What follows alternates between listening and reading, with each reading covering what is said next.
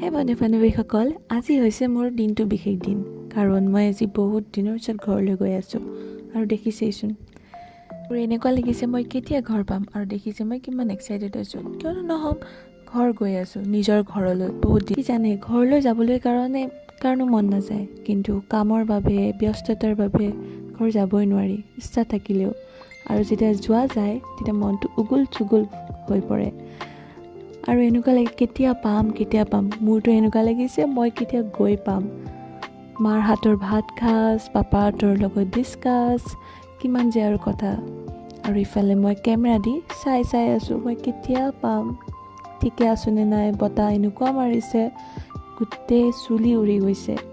আৰু ইফালে মাছ মিনি লৈছোঁ, উপায় নাই, গুৱাহাটীৰ ধূলি। আৰু ইফালে মই বেগটো নতুনকৈ কিনিছোঁ ন, সেইকাৰণে পূৰা চাই গৈ আছোঁ। বোলো এবাৰ আপোনালোককো দেখুৱাওঁ কেনেকুৱা বা লাগে।